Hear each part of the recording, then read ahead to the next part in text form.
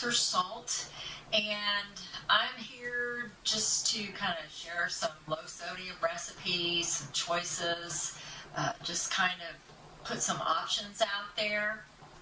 And the reason I've actually started doing this is because of my husband. He had a heart attack. It was a rude awakening. It was a sudden halt to the way that I cook, which is very southern, lots of bacon fat, lots of butter, throw the salt on there, who cares how much, but all that had to stop because of him.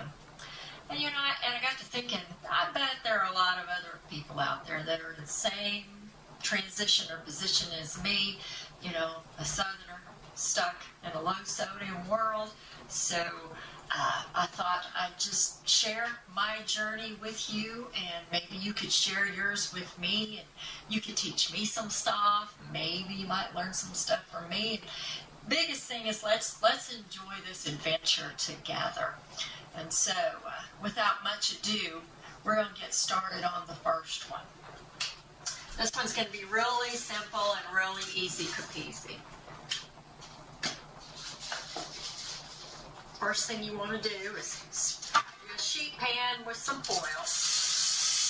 We're going to spray it down, and what we're going to do is some baked fries. And I know y'all are out there going, well, that's not really Southern. Well, that's okay. Southerners like French fries like everybody does. Now, my issue is I've left them in the freezer, so I'm going to run over here and get them real quick.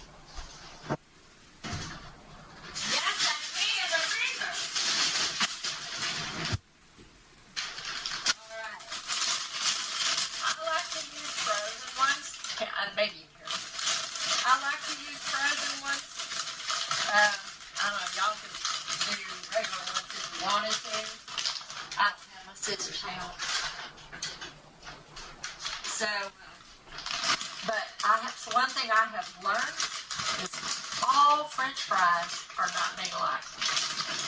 So you're going to hear me all the time say, read labels, and I'm not sure, Trey, where we need to put that but if you'll notice what this one says on the back, it says sodium 120 milligrams, and that's for 14 French fries.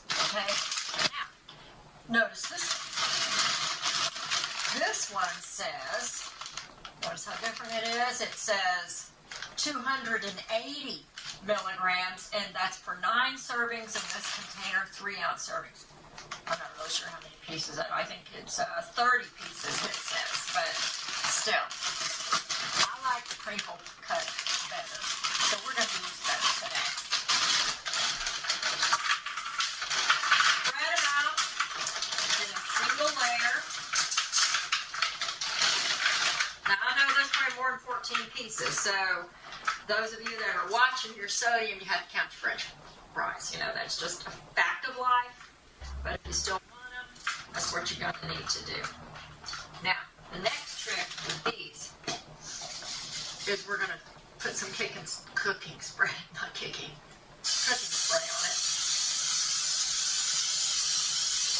And what this is going to do is help the seasonings stick to those fries.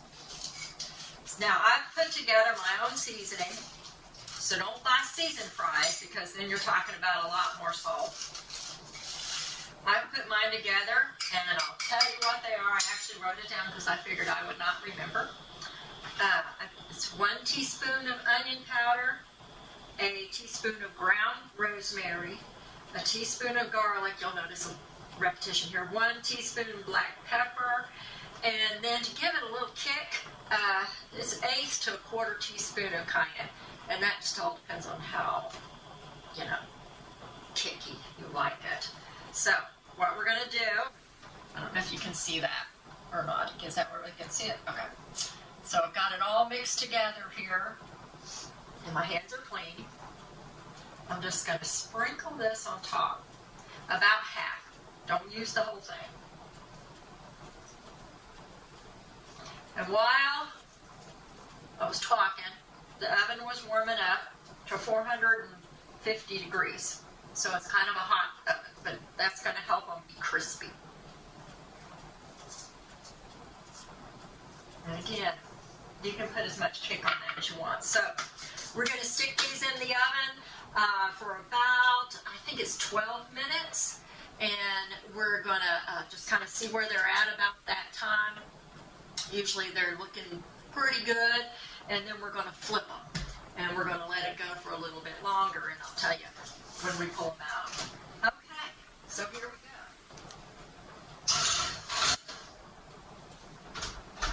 Okay, we'll see y'all in a minute.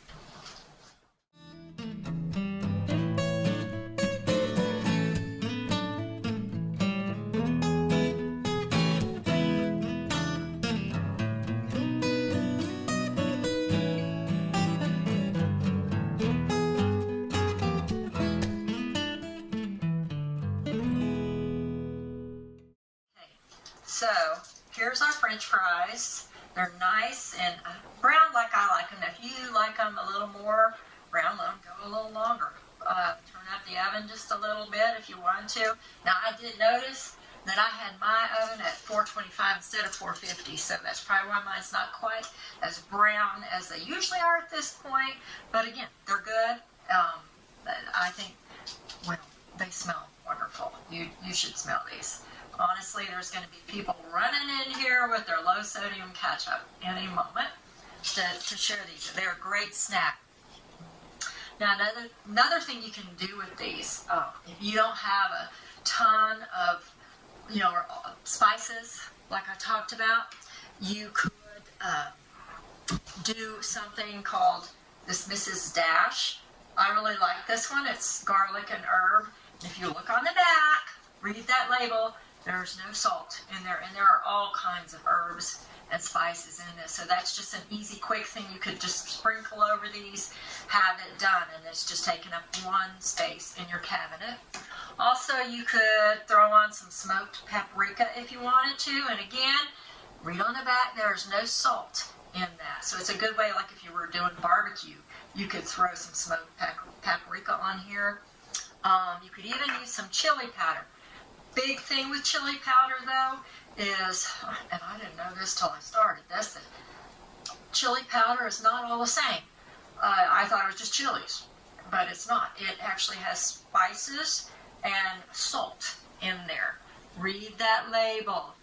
Just learn to read your labels. Take a few seconds at the grocery store before you go buy it. Make sure. And again, those are just some suggestions of things you could do. You could also put a little Parmesan cheese on this, maybe an eighth of a cup, not the whole package, eighth of a cup on it, just to give it a little spice if you wanted to do that. Well, that's about it for today. Thanks for joining in and being a part, sharing the journey with me. Please, if you'd like to see more low sodium videos or get more recipes, like or subscribe to my YouTube, Mama Knows Her Salt. Or if you have more in-depth questions or just want to discuss something, you can email me at mamaknowshersalt@gmail.com. Love you guys. Mama loves you.